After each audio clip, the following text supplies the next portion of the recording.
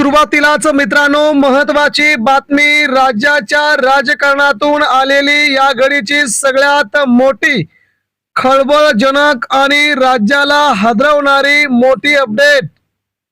मित्रांनो, बोंधू खरात बाबा या प्रकरणाची ही या घडीची सगळ्यात मोठी बातमी। बोंधू खरात बाबाने राज्यातील जवळजवळ 100 नेत्यांना फसवून मित्रांनो मोठ्या प्रमाणात त्यांच्याकडून पैसा वसूल केल्याची धक्कादायक माहिती। नेत्यांची नावं आणि त्या नेत्यांची यादी मित्रांनो सगळेच्या सगळं अशोक खरातने अखेर सांगितलं। याबरोबरच देशाचे गृहमंत्री अमित शहा यांच्याकडे या बोंधू बाबा खरातला घेऊन कोण गेलं होतं त्या शिंदेगडाच्या सेना नेत्यावरती कारवाई। मित्रांनो, शिंदेगडाचे नेते या असल्या प्रकरणामध्ये बऱ्यापैकी अडकलेले आहेत। यामध्ये एकनाथ शिंदेच्या आमदार खासदारांचा मंत्र्यांचा यामध्ये समावेश आहे। यामुळे सध्या शिंदेगड पूर्णपणे भयभीत स्थितीमध्ये असल्याचं दिसत आहे। महाराष्ट्राचे गृहमंत्री आणि विद्यमान मुख्यमंत्री देवेंद्र फडणवीस यांनी ही सगळी खरात फाईल बाहेर काढल्याबरोबर शिंदे सेनेमध्ये खळबळ उडाली असून याच दरम्यान एकनाथ शिंदे यांचा थेट दिल्ली दौरा होतो आणि त्या दिल्ली दौऱ्याच्या दरम्यान वेगवेगळी प्रकरणं खरातची बाहेर येतात। यामुळेच देवेंद्र फडणवीस यांच्या मनात नेमका काय चाललंय असा प्रश्न महाराष्ट्राला पडलेला दिसतोय। यामुळे करेक्टरित्या कार्यक्रम केला जातोय हे आता जवळजवळ निश्चित मानलं जात आहे। मित्रांनो, आपण गेल्या आठवड्यामध्ये बोंधू बाबा खरात याच्या संबंध बरोबर असलेले राज्यातील वेगवेगळ्या नेत्यांचे फोटो आपण पाहिलेत। त्यामध्ये रुपाली चाकणकर, त्यानंतर राष्ट्रवादी काँग्रेस पार्टीचे अध्यक्ष सुनील तटकरे यांचाही आपण फोटो पाहिला। त्यानंतर भाजपचे नेते असणारे चंद्रकांत पाटील यांचे देखील अनेक फोटो आपण बोंधू बाबासोबत पाहिलेत।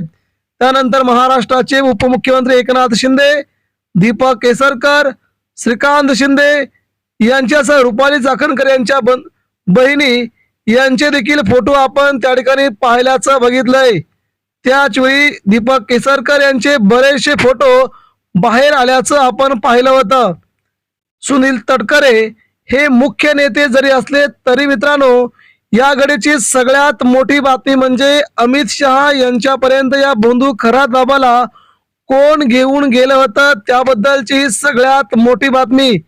शिंदेगडाच्या या नेत्यावरती आता कठोर कारवाई होणार। मंत्रिमंडळातून, राज्यातून आणि सत्ता समीकरणातून हकालपट्टीची भाषा सध्या सुरू आहे। आपण पाहताय समोर देशाचे गृहमंत्री आहेत अमित शहा यांच्यासोबत फोटो काढतोय तो बोंधू बाबा अशोक खरात, ज्याने महाराष्ट्रात हजारो महिलांना गंडा लावला असून अत्याचार केला असून त्या प्रकरणामध्ये SITची चौकशी चालू आहे। त्यानंतर फडणवीस यांच्यासोबत हा फोटो।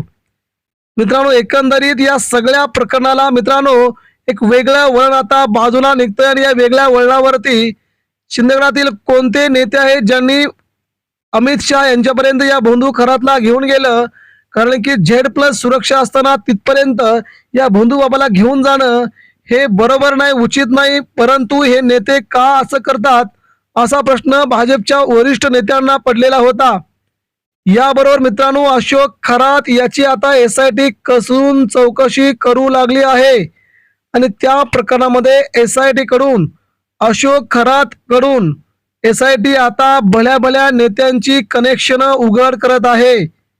त्यामध्ये राज्यातील जवळजवळ सर्वच राजकीय पक्षातील काही नेते याच्याशी संबंधित असल्याची धक्कादायक बाब आता समोर येऊ लागली आहे। अशोक खरात हे प्रकरण वाटतं तेवढं वरवरतं सोपं नाहीये। त्यांनी गेल्या काही वर्षापासून हजारो करोडची मालमत्ता, हजारो तरुणांना गंडा घातलाय, हजारो महिलांना वरती अत्याचार केलेत, राज्यात नेत्यांना फसवलंय।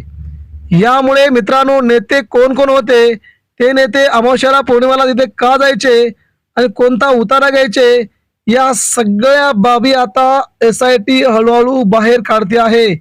यामुळे महाराष्ट्र राज्याचं राजकारण ढवळून निघतंय.